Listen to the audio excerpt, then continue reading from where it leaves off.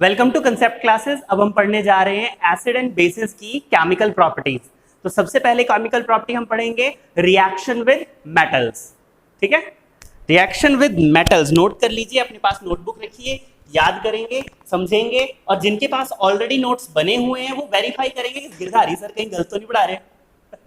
चलिए, सबसे पहला एसिड एंड बेसिस की reaction with metals. Acid plus metals, यहां एसिड की जगह बेस भी हो सकता है। ठीक है, with metal to give what I will get something plus, as we have studied earlier, आपको नोट्स भी मिले हुए हैं, आपके पास नोट्स ऑलरेडी हैं, that hydrogen gas is evolve. ठीक है, यहां पे क्या होगा डिपेंड करेगा एसिड किस टाइप का है। यानी जनरल फॉर्मूला बना लेते हैं कि मेरे पास एसिड अगर है उसमें H प्रेजेंट है, H के साथ कुछ भी X है, X का मतलब क्लोरीन, ब्रोमीन, आयोडीन, यानी हाइड्रोजन वाले एसिड्स हैं, वो एसिड्स जो H से स्टार्ट होते हैं। ठीक है, when reacts with metal it will combine, displacement reaction पढ़ा होगा हमने 9th क्लास में, types of chemical reaction, first chapter, types of chemical reaction. ठीक है, तो डिस्प्लेसमेंट रिएक्शन रहेगी MX। यहां पे जो क्लोरीन, ब्रोमीन, आयोडीन है, इस ग्रुप को 9th क्लास में पीरियोडिक टेबल में हमने क्या कहा था? Halide groups. क्या कहा था? Halide group, halogens. तो मेटल हेलाइड बनेगा, सॉल्ट बनेगा, and along with hydrogen gases evolved, scapes out. चलिए एग्जांपल लेकर शुरू करते हैं। सबसे पहला सबसे इजी एग्जांपल लेते हैं, HCl। ठीक है, और सबसे खतरनाक मेटल सोडियम। जैसे ही एयर में आता है क्या होता है? बर्न हो जाता है, उसके पास तो मौका ही नहीं मिलता कोई HCl से रिएक्ट करे। ठीक है, चेंज द एग्जांपल, मेटल कोई और लेंगे, कोई भी मेटल, आयरन। चलिए Fe, आयरन के साथ रिएक्ट करेंगे hydrochloric acid with metal iron, it will give metal halide. But हमें मालूम है आयरन के ऊपर जो नॉर्मली चार्ज प्रेजेंट होता है वो कितना होता है? 2 पॉजिटिव। ठीक है, अब अगर 2 पॉजिटिव है तो मुझे क्लोरीन बैलेंस करने के लिए कितने चाहिए? 2। कहां से आएंगे? यहां से आएंगे, यानी कि balancing the chemical equation, and I will get, see over here 2 times H automatically आ गया बैलेंस करने के कारण, और वो H2 गैस इवॉल्व हो गई। ठीक है, change the example. Next, acid change करना है या मेटल चेंज करना है? चलिए मेटल चेंज करते हैं। HCl रिएक्ट्स विद कोई भी मेटल, कॉपर ले लेते हैं, एल्यूमिनियम लेते हैं, बहुत बढ़िया एग्जांपल है एल्यूमिनियम, Al। चलिए Al के ऊपर कितना चार्ज आता है नॉर्मली? पीरियोडिक टेबल पढ़ा है, Al के ऊपर चार्ज कितना आता है? 3 पॉजिटिव। कितना आता है? Very good. So Al will require how much of Cl along with it? 3 times। तो अगर 3 क्लोरीन चाहिए तो मुझे क्या करना पड़ेगा? यहां पे बैलेंसिंग द इक्वेशन, 3 चाहिए। ठीक है, और गड़बड़ हो गई क्योंकि H तो हमें 2 की फॉर्म में चाहिए, 3 2 जा 6, 3 2 जा 6। अब ये बैलेंस है। ठीक है, 6Cl बट 3 2 जा 6। ठीक है, छोटी क्लासेस में हम बच्चों को LCM फाइंड आउट करने को कहते थे, HCF फाइंड आउट करने को कहते थे, वो एक्चुअली यहां यूज हो रहा है। कौन किसका मल्टीपल है? टेबल्स। जो छोटी क्लासेस की मैथ है वो साइंस में यूज हो रही है। चलिए बढ़िया है, एग्जाम्पल समझ में आ गया। चलिए अब हम मेटल की जगह एसिड चेंज करते हैं। एसिड चेंज करके H2SO4 sulphuric acid, king of all chemicals. ठीक है, मेटल चेंज करेंगे या सेम रखें? कोई भी मेटल बोल दो, बोलो तो सही। जिंक, जिंक का HCl के साथ रिएक्शन लेबोरेटरी में किया जाएगा। ठीक है, टेस्ट ट्यूब गर्म हो जाएगी। हाँ, वेरी गुड। चलिए, zinc when reacts with sulphuric acid, हमें मालूम है कि जिंक के ऊपर चार्ज कितना होता है, कितना होता है? Periodic table, very good, 2 positive charge होता है। तो मुझे SO4 क्या 2 टाइम्स चाहिए? नहीं, क्यों? SO4 2 नेगेटिव होता है, उसका जो आयन बनता है वो SO4 2 नेगेटिव होता है, तो वो 2 पॉजिटिव के साथ समझदारी के साथ शांत हो जाएगा।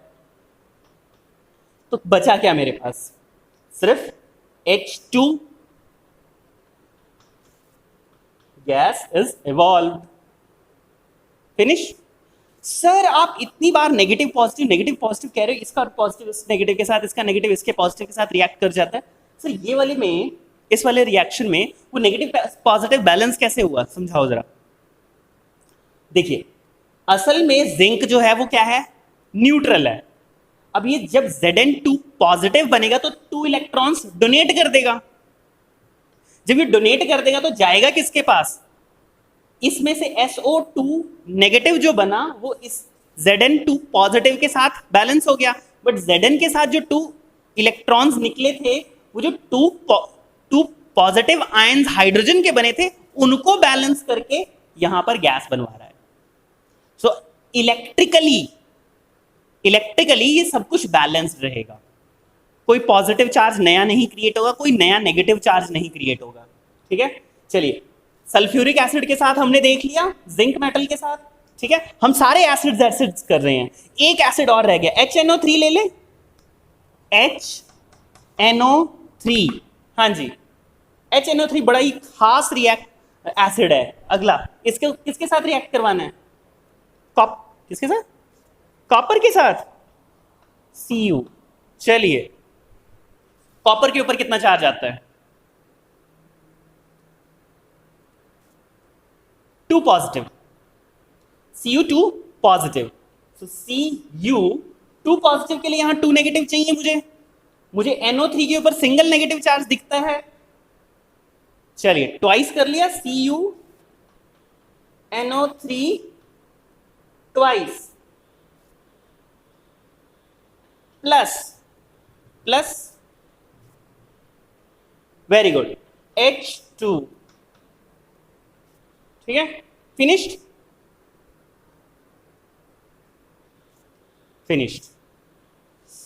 ध्यान रखने वाली बात यह है कि कौन से मेटल किस एसिड के साथ रिएक्ट करेगा या नहीं करेगा। प्रैक्टिकली, थ्योरेटिकली यहां जितना भी लिखा है सब पॉसिबल है, प्रैक्टिकली पॉसिबल है या नहीं? हमने रिएक्टिविटी सीरीज पढ़ी है। रिएक्टिविटी सीरीज, कौन सा मेटल कितना ज्यादा रिएक्टिव है? सबसे पोटेशियम, सोडियम, कैल्शियम, ये रिएक्टिविटी सीरीज याद होगी हमें। रिएक्टिविटी सीरीज सुना है कभी?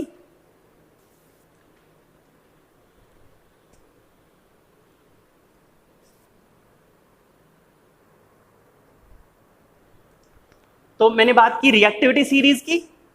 रिएक्टिविटी सीरीज की बात करते, पोटेशियम, उसके बाद सोडियम, कैल्शियम, ये डाइल्यूट एसिड्स के साथ जो है बहुत ही तेजी के साथ रिएक्ट करते हैं, विग्रसली, एक्सप्लोसिवली, मतलब highly exothermic reaction even with dilute acids.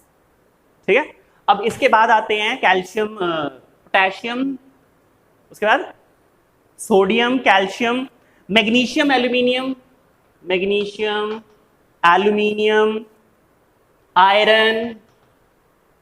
ठीक है, आयरन के बाद लेड, फिर हाइड्रोजन। अब ध्यान देखो, रिएक्टिविटी सीरीज में हाइड्रोजन के ऊपर मतलब ज्यादा रिएक्टिव ये सब है। ठीक है, इसके बाद बारी आती है कॉपर की। किसकी बारी आई? कॉपर की। हाइड्रोजन के बाद बारी आई। इसका मतलब ये है कि कॉपर इज लेस रिएक्टिव। तो कॉपर जो है इसको डिस्प्लेस नहीं कर पाएगा, यानी कि थ्योरेटिकली ये रिएक्शन पॉसिबल है, प्रैक्टिकली ये नहीं है। प्रैक्टिकली ये रिएक्शन, अगर लेबोरेटरी में हम कॉपर के टुकड़े, pieces of copper nitric acid में डाल दें, HNO3 में डाल दें, तो ये रिएक्शन नहीं होगा। क्यों नहीं होगा? क्योंकि कॉपर लेस रिएक्टिव है, वो हाइड्रोजन को डिस्प्लेस नहीं कर पाएगी। अब इधर की बात करते हैं, ठीक है।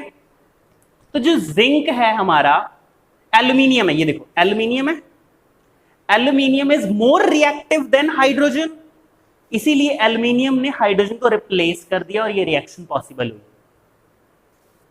ठीक है, ये टॉपिक समझ में आ गया रिएक्टिविटी सीरीज का। ये आप बुक्स में पढ़ोगे, पूरी की पूरी रिएक्टिविटी सीरीज मिल जाएगी। अब बात करते हैं बेसिस की। क्या बेसिस भी रिएक्ट करते हैं मेटल के साथ? इतने सारे एसिड रिएक्ट कर रहे हैं, बेस भी करेंगे शायद, शायद। Let us check. चलिए, so bases when reacts with metal, सबसे पहले एग्जांपल लेंगे जिंक का। Zinc react with NaOH, sodium hydroxide, to give same as acid. Zinc जो है क्या रिलीज करते हैं? हाइड्रोजन गैस को रिलीज करते हैं। H2 चाहिए, यानी कि 2 टाइम्स ये चाहिए होगा, ठीक है। It will give us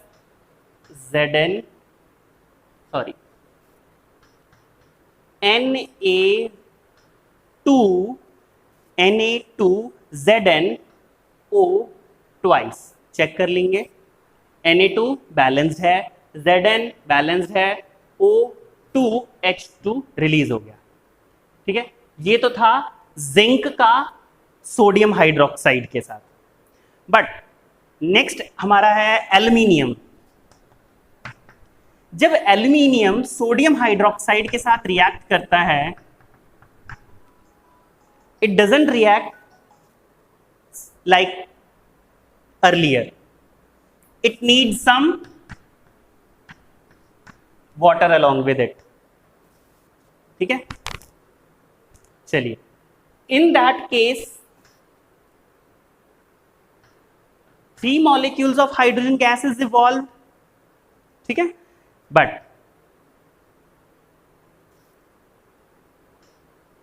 Na2AlO twice, ठीक है। सॉरी, बैलेंसिंग चेक करेंगे, NaAlO2, NaAlO2 H2O, 3 2 6, 2, ये बैलेंस करना है, ये आएगा। Aluminium when react with sodium hydroxide in the presence of water will give you sodium aluminum oxide, sodium aluminum oxide along with release of water. So this was the topic when metal reacts with acid or base. इन दोनों cases के अलावा normally metal जो हैं basis के साथ react नहीं करते।